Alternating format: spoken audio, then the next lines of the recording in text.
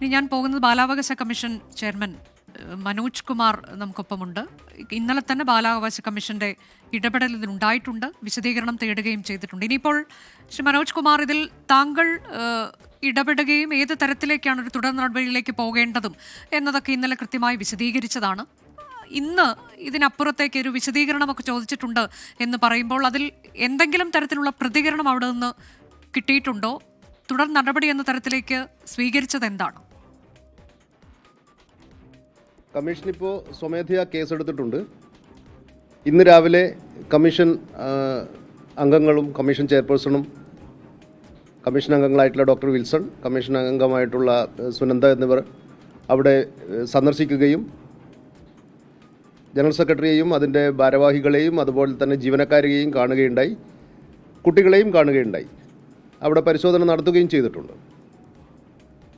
വിശദമായ റിപ്പോർട്ടിന് വേണ്ടിയാണിപ്പോൾ കമ്മീഷൻ ഈ കേസ് വെച്ചിട്ടുള്ളത്. 11-ാം തീയതി കേസ് വെച്ചിട്ടുണ്ട്.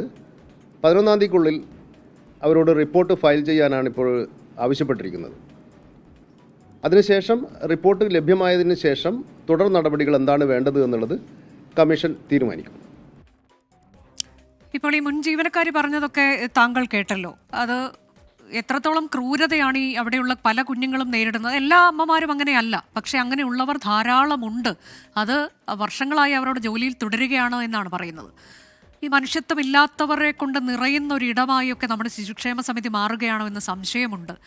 ഇതിൽ വളരെ അടിയന്തരമായി തന്നെ ഗൗരവ സ്വഭാവത്തിൽ കാണേണ്ടുന്ന അല്ലേ ഇത്, ശ്രീ മനോജ് കുമാർ?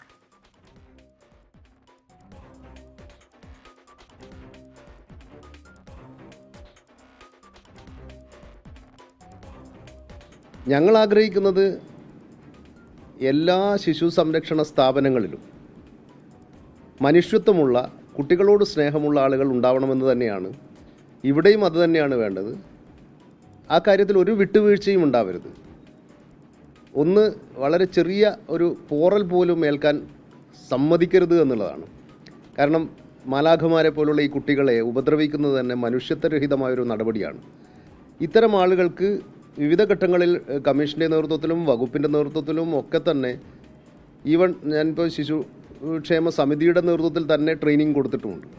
ഇപ്പോൾ വിവിധ തരത്തിലുള്ള പരിശോധനകൾ നടത്തി മാത്രമേ ഇത്തരം ആളുകളെ ഇത്തരം മേഖലകളിൽ അപ്പോയിൻറ്റ് ചെയ്യാവൂ എന്നാണ് കമ്മീഷൻ ആഗ്രഹിക്കുന്നത്.